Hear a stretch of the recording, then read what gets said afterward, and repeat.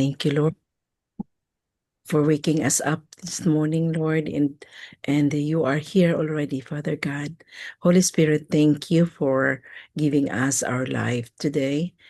And Lord, we are here today to commune with you, to be talking about you, Lord, and we thank you that you give us the strength, you give us the power, you give us the anointing, Lord, to wake up every morning, to be with you, Lord, and we are excited what you're gonna do for us today. So, Lord, give me the wisdom to share your word, Lord, which is a light in our path and a lamp into our feet. So, Lord, we praise you, we glorify you, we honor you. In Jesus' name, amen and amen.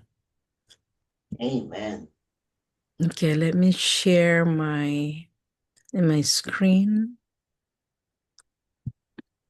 Share as my PowerPoint. Where am I?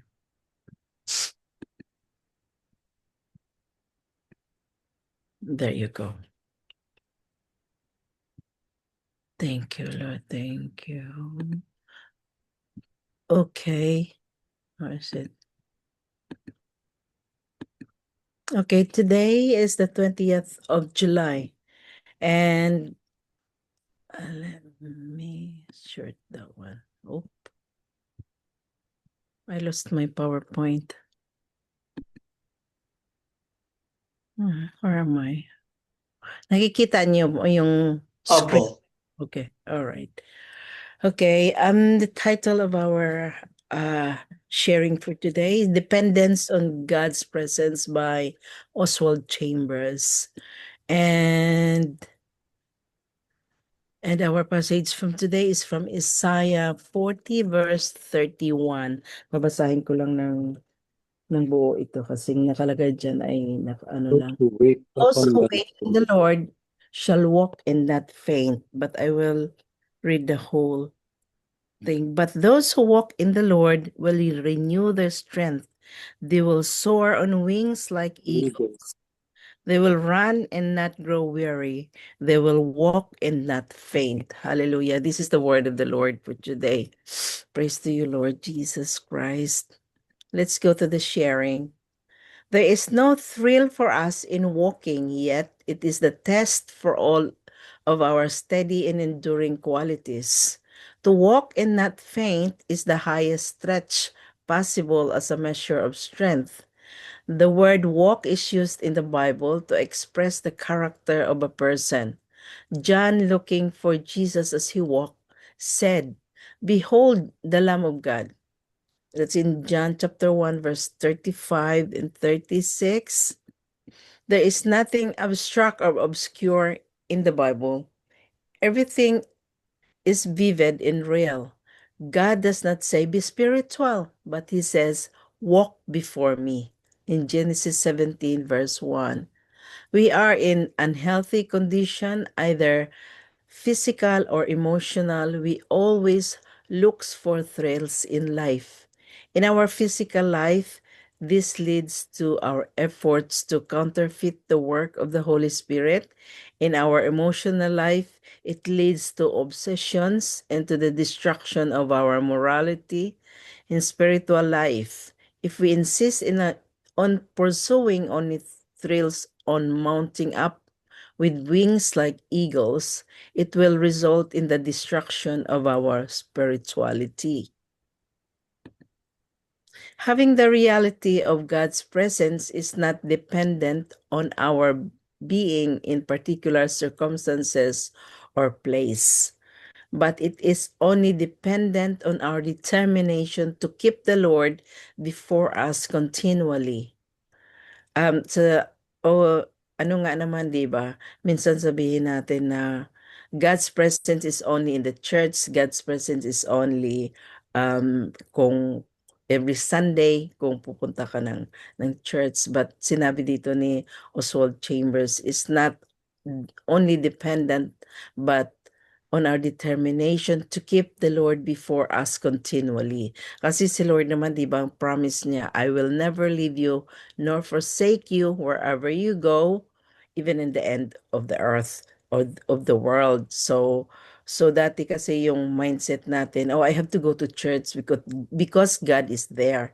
Alala ko yung father ko noon kasi nga hindi nga siya nag-go to church every Sunday. Sabi niya ang Lord sabi niya kung saan ka nandoon siya, kahit nasa puno ka ng mangga, kahit saan ka pumunta, kahit sa farm, ay nandoon siya. So which is totoo nga at saka itong sinasabi ni Oswald, di ba? Our problems arise when we refuse to place our trust in the reality of His presence. The experience the psalmist speaks of, we will not fear even though, that's in Psalm 46:2, will be ours once we are grounded on the truth of the reality of God's presence. Yang tama sinabi ni Oswald Chambers that it's in our determination to keep the Lord before us continually, yung tuloy-tuloy, hindi yun yung nakikita mo lang si Lord pag meron kang blessings, mapapasalamat ka, makikita mo lang, mararamdaman mo lang yung feelings, yung presence ni Lord kung maganda yung mood mo, maganda yung araw mo, but it's not there. It's not like that. Kasi si Lord naman, He is there with you wherever you go, whatever your circumstances in life, mahirap ka, mayaman ka, may problema ka, o wala ka, andyan siya.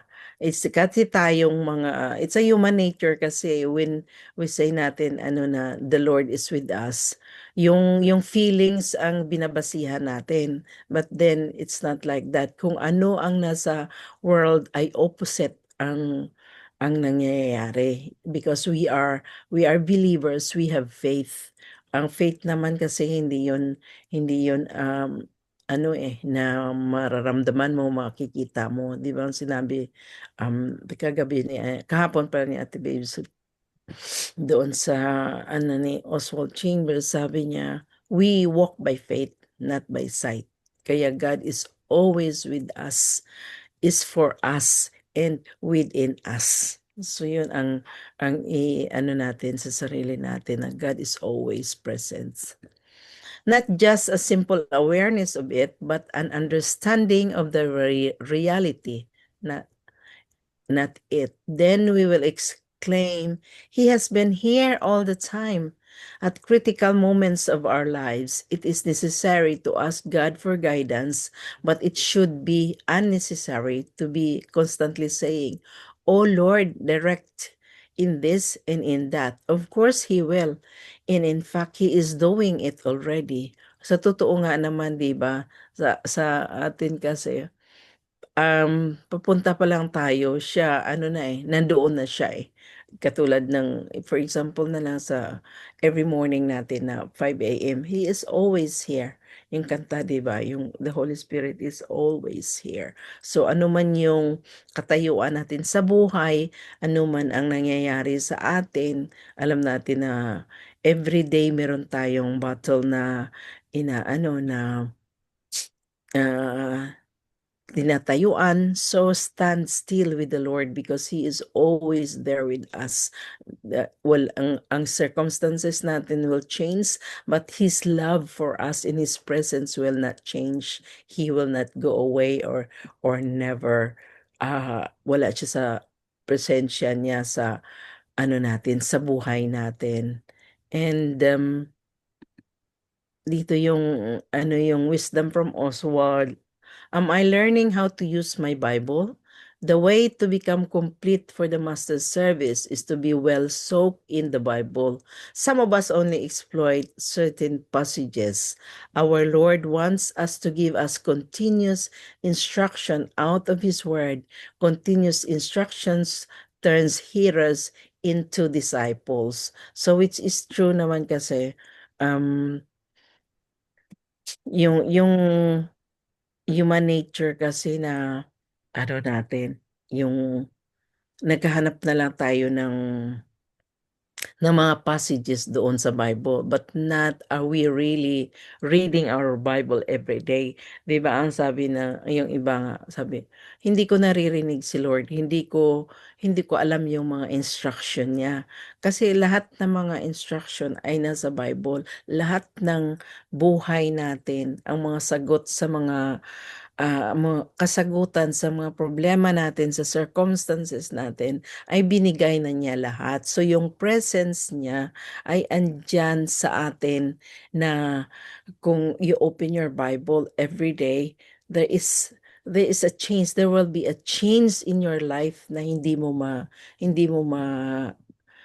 ma-fathom kung paano kanya kinakausap, kung paano kanya sinasamahan.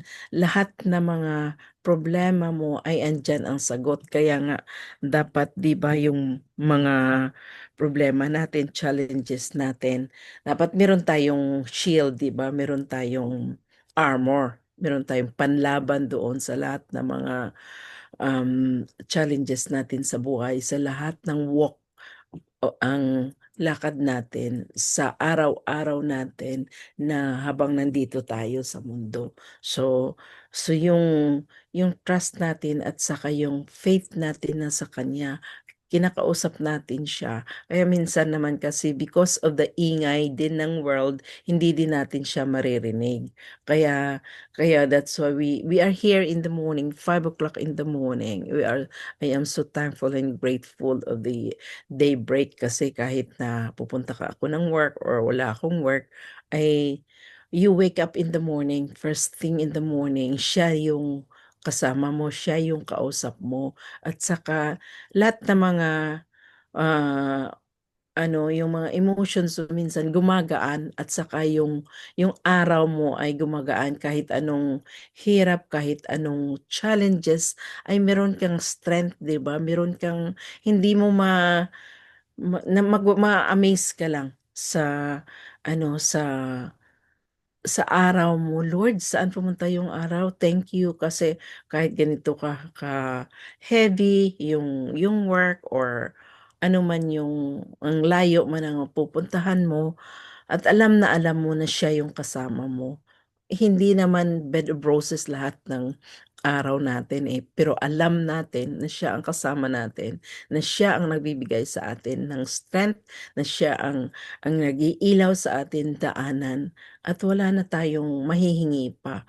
Kaya lang minsan kasi na nadadala din tayo sa ano ng mundo, sa ikot ng mundo. Kaya yung sinasabi niya, do not conform in this world but be transformed of the renewing of your mind. Minsan kasi pag ano natin, nakikita natin, ang hirap naman yan, nakakatakot naman yan. Pero tayong mga um, believers, alam natin, we understand kung ano ang nangyayari.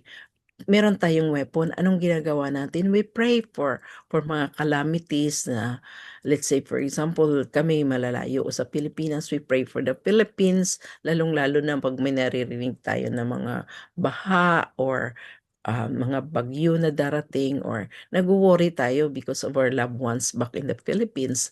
But then again, God knows yung mga worries natin ay alam niya yon. Kaya trust Him at saka wala tayong ginagawa kundi to be with Him, yung dependence natin, yung presence niya, at saka yung prayer natin, yung ano din natin, yung quiet time natin sa Kanya. Yun ang gustong-gusto niya sa atin, na kahit ano nangyayari sa mundo, siya pa rin ang nakakaalam, siya ang creator natin, so alam niya yung solusyon.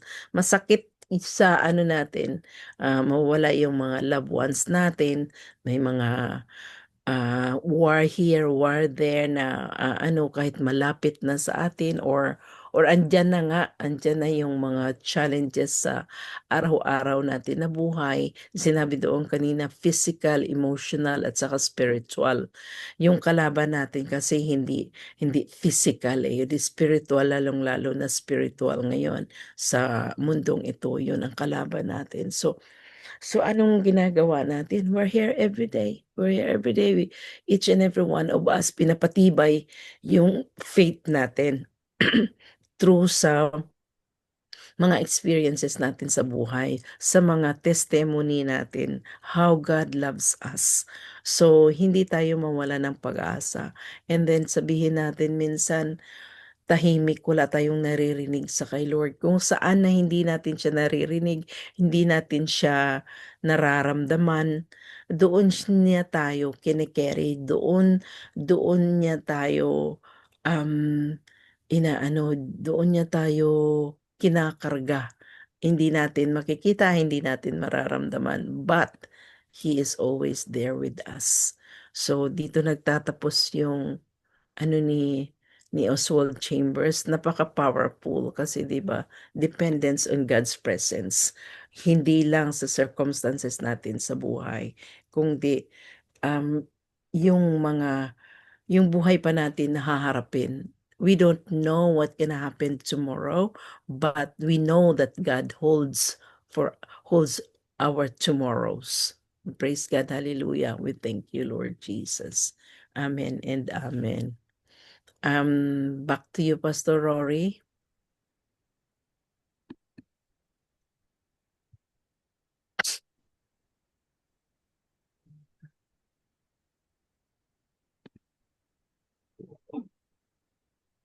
Okay. Ngayon po ulit, and kapatid na babes, Kuya Virgil, and Ate Ophelia, patuloy po tayo sa ating pong madalanginan. So pwede ko po ma-assign po sa inyo yung prayer point for today is the prayer for Pillar of Society is the church. Permission po sa pag-off-cam. Sister Babes, can you pray for the nation?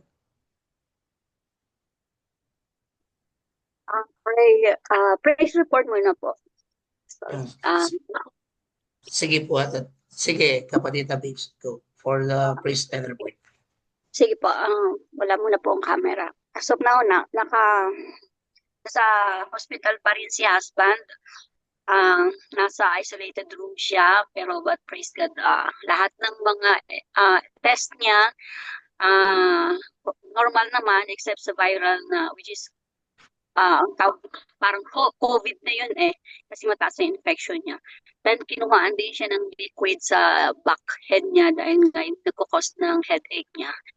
Pero sabi nga tamang-tama lang yung yung devotion natin today. Trust God. Sabi ko nga lagi ang panalangin ko, we trust everything unto your name, O God. Pagka sinabi natin yun, di ba? Wala tayong mararamdamang bigat, wala tayong mararamdamang pagdududa dahil alam natin God is working. And yesterday, yun nga, pinauwi muna ako last night kasi visitor is not allowed na sa isolated room na siya ward. Babalik ako after this and yun lang po, gusto ko lang magpasalamat din sa mga prayers. Diba kung may virus si Daddy, dapat kami rin mag-ina rito is nahawa. Pero yun nga sinasabing divine protection. We have this divine protection. Basta keep on praying lang. So yun po, hopefully kung di today, by tomorrow siguro magiging okay na. Nakatulog naman daw siya ng maayos kagabi.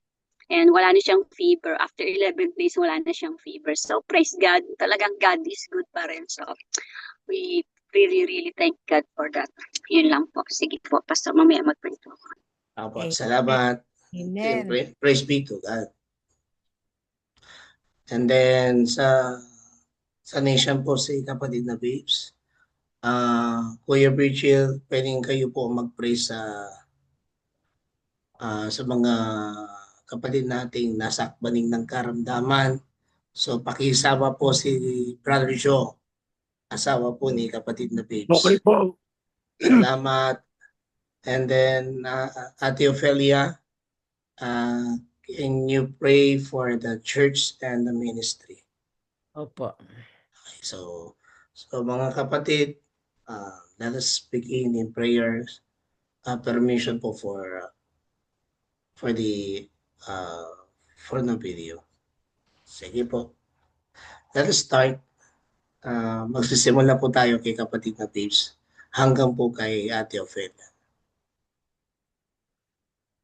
Susunod po si Kuya Virgil and then si Ate Ophelia. Mauna ka na, Sister Tips. Thank you.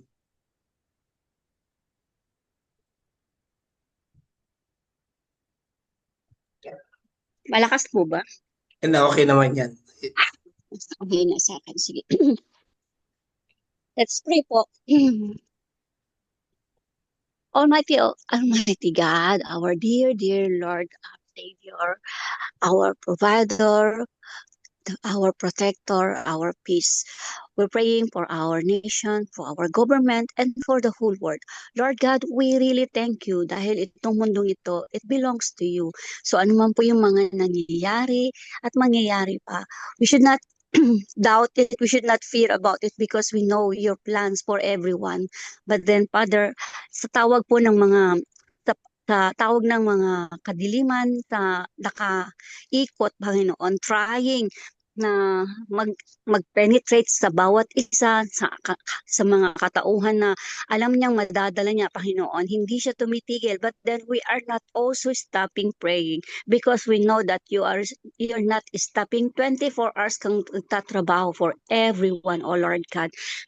So we're praying lahat po ng country which are affected ng mga wars, ng mga conflict, ng may mga conflict, countries na hindi nagkakaisa, na may mga kaguluhan dahil sa mga pag-aambisyon sa sarili nilang ambisyon, sa mga sarili nilang pangarap, sa mga sarili nilang pagnanais na magkaroon ng power, na magkaroon ng position, which is nakakalimutan na ikaw lang ang dapat itaas, ikaw lang ang dapat sambahin. Kaya nagkakaroon ng mga kaguluhan. They don't know the real meaning of peace.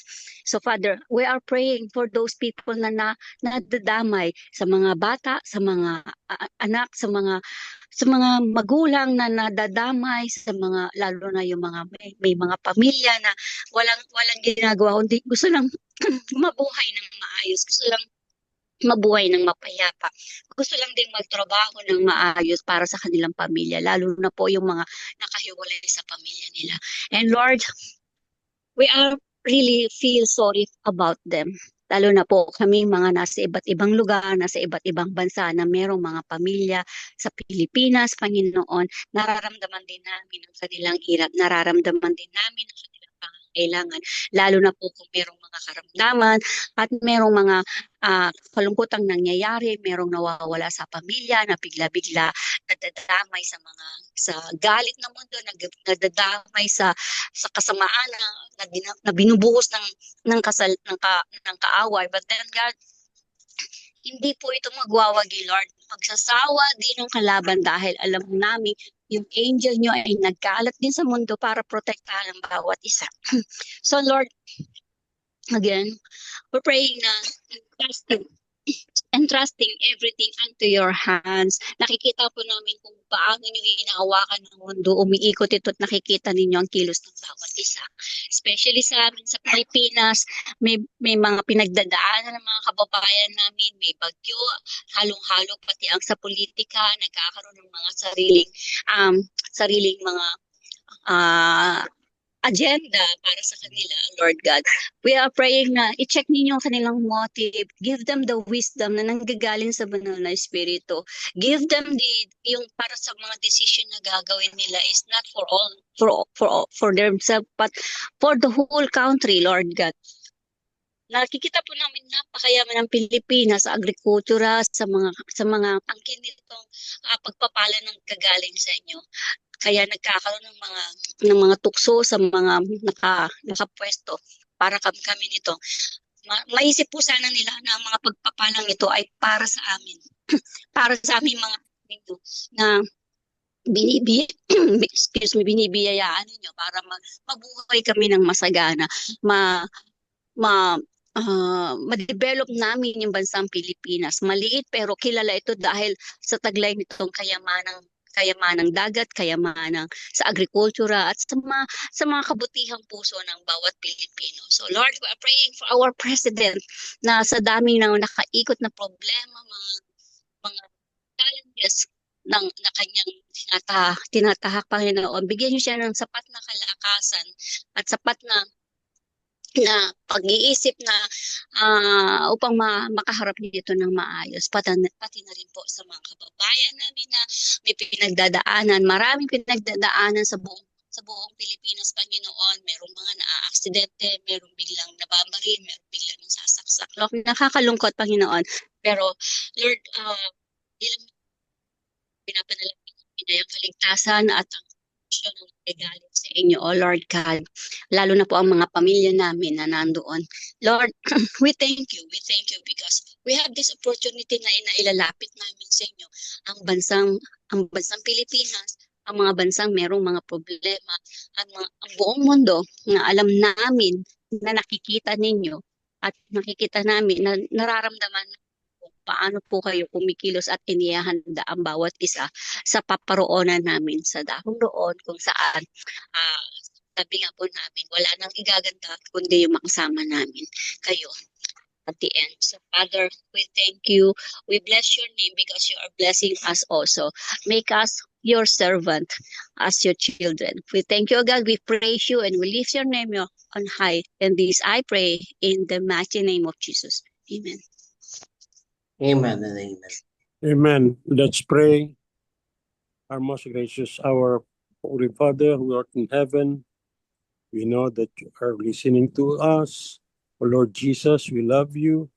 Hallelujah, Holy Spirit, our triune God that always with us, especially right now, that we are praising you and thanking you that we were all together asking for your support, your help, because we know that you are the only one. You are a God of impossible.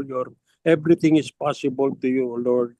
And we are lifting up our brothers and sisters who are sick, O Lord, who are infirm, who got ailments, who have disease, O Lord, in their human body, O Lord.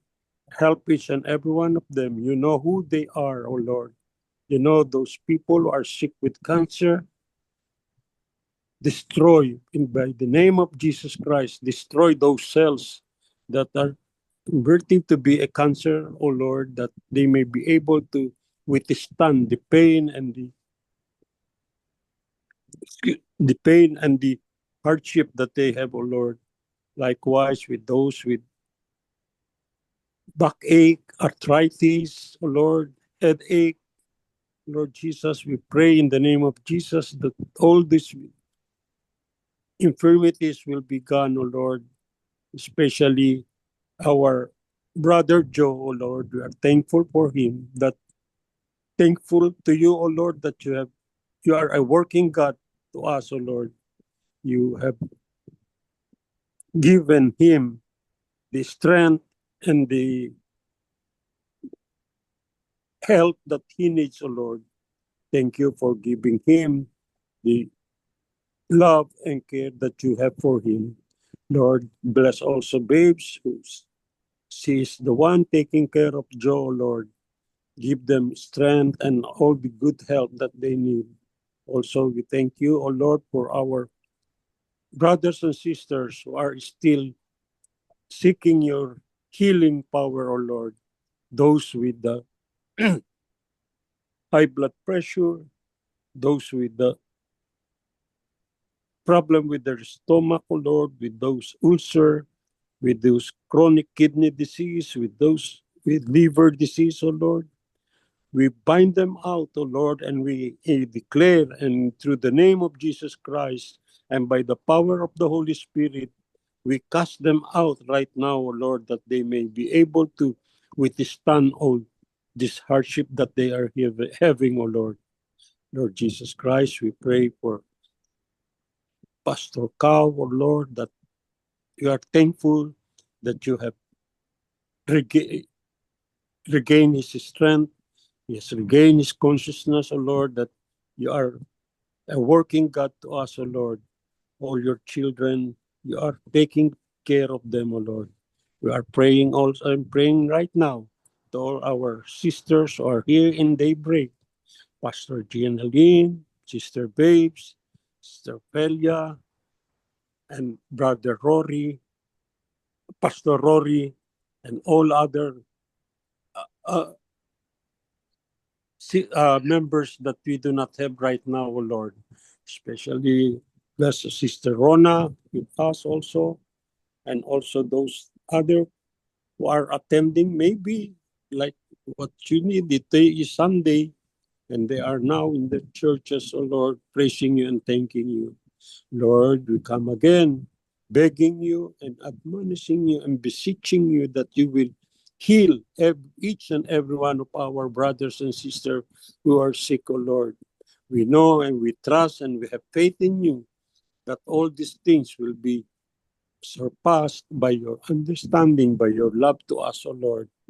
We ask this in the name of Jesus Christ and our Savior and Master. Amen. Amen. Amen. Amen. Let's continue to pray for our church. Abba Father, I pray for the churches, Lord, all over the world, big or small, Lord, because the church, you started the church, Lord, the church of Jesus Christ as well, Lord. We thank you, Father, for the churches that believes in Jesus. Lord, we thank you as well for the leaders of the church, Lord. We thank you na hindi mo pinapabayaan ang mga church na ito because it belongs to you. Lord, yung mga leaders ng mga church, yung mga pastors, yung mga deaconess, lords, lahat na mga workers, Panginoon, wala silang ibang aim, Lord, or goals but to serve you and to trust and obey you, Panginoon. I pray for strength. I pray for courage. I pray for anointing. I pray for the wisdom, Lord, to lead the church, their people, their members as well, Panginoon. And I pray as well for provision and protection, Lord. And I pray that yung mga church na big or small, Lord, na ma-stop na yung hindi nagkakaunawaan, Panginoon. Lord, bless them as well, Lord. You are so great, you are so wonderful and powerful, God, Lord. And wala kaming aim, Lord, sa church, kung di ikaw ang itataas. The name of Jesus will be lifted up, Lord. Kahit na kung anong nangyayari sa paligid namin, Lord, sa mundo, na maririnig namin. Let the church come together and pray, Lord, na merong unity.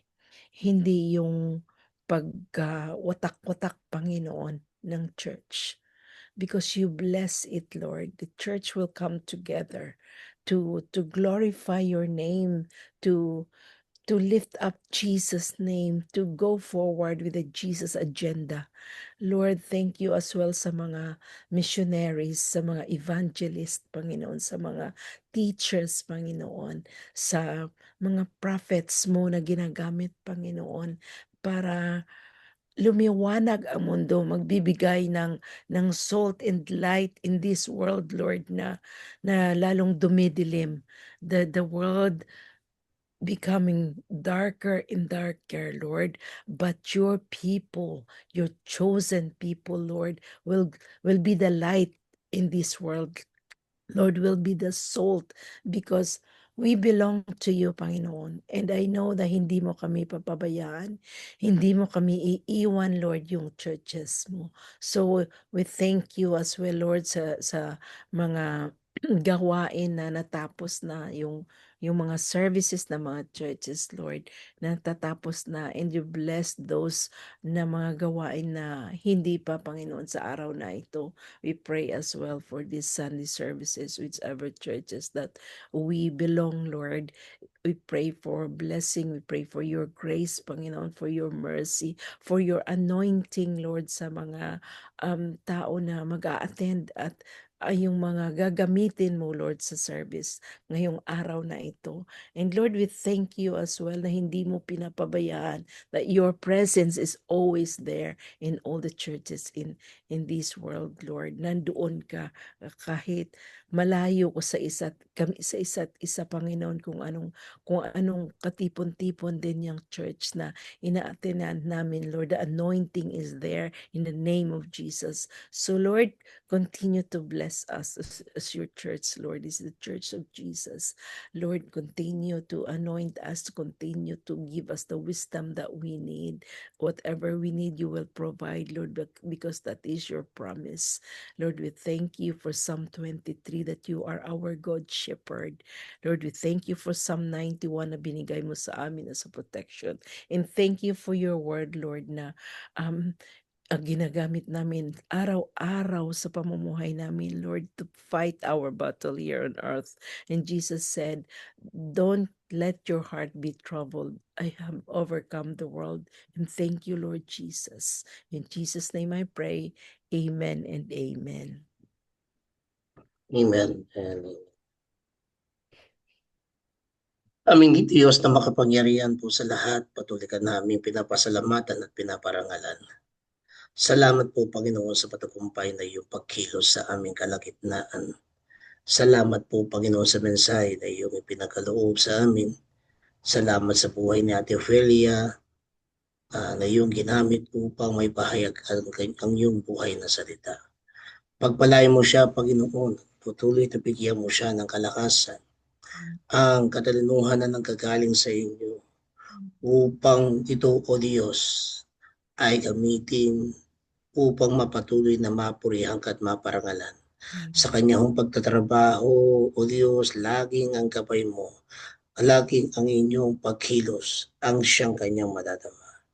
Mangusap ka lagi, Panginoon, upang sa kanyang paglakad, paglayo at pakikinig ay tunay na ito ay kanyang may pahayag ayon sa iyong kalooban. Salamat din po, Panginoon, dahil ikaw yung Diyos na tunay,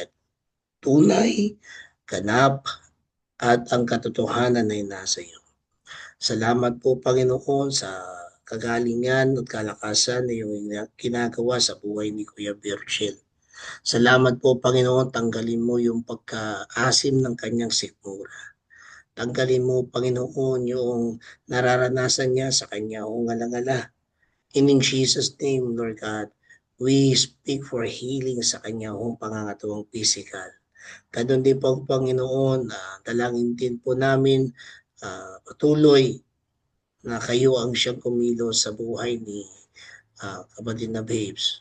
O Lord God, pagamat ang kanyang kabiyak nga ay nasa ospital. Ngunit ang aming pong panalangin, Panginoon, sa kanya rin pangangatuan, Panginoon, ipuin mo ang kanyang buong katawang pisikal na to. Kagalingan ng iyong ipagkaloob sa kanyang buhay. Pinasyal na pangangailangan ng inyong ibigay. Panginoon, alam mo kung anong sitwasyon doon po sa Aklan at sa iba pang mga karatig na bansa ng aming pong Pilipinas. May mga tubog, baha, may mga nasira pong pananim, kagaya po doon po sa Aklan. Ang mga aming dalangin ang patuloy na pagkilos mo, Panginoon. At tinig mo ang bawat mga anak mong nananalangin. Ang patuloy na kaligtasan, ang iyong paglingap, at patuloy na hipuin mo rin, Panginoon, ang ibang mga anak mo upang matulungan at may ahon, Panginoon, ang aming mga kababayan na sa lubog po ng baha. Sa Manila man, sa pang mga probinsya. Patuloy na po kay Ate Rona, O Diyos, ang aming pong dinadalangin. Ama, patuloy na magliwanag ka.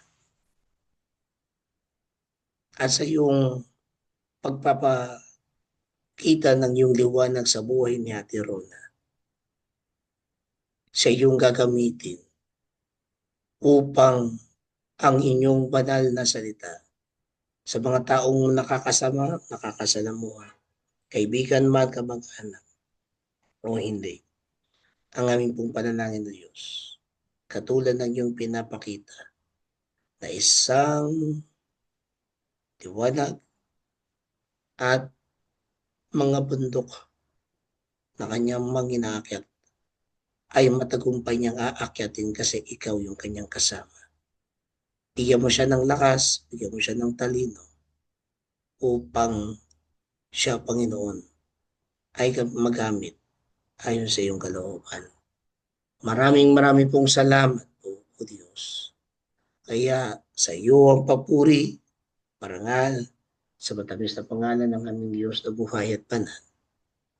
Amen. At mga kapatid,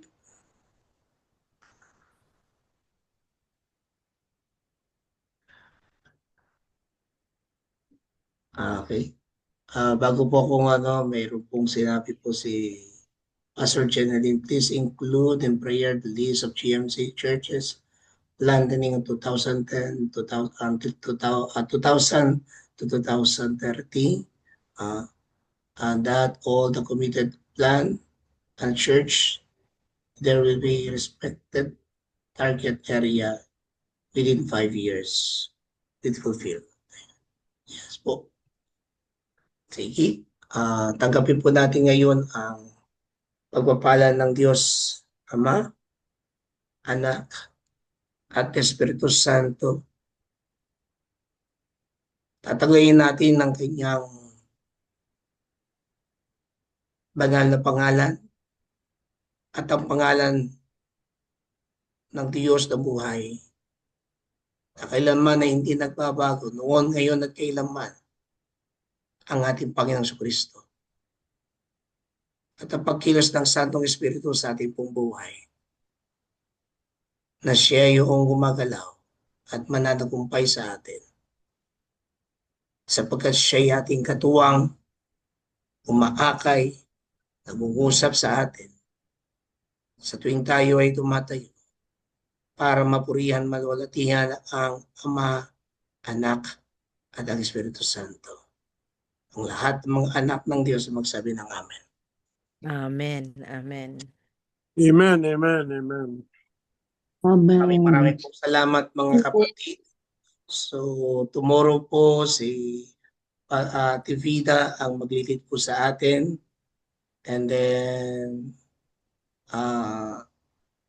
si Pastor Edric at saka po si Ate Maribeth ang maglilid po sa araw po na yun.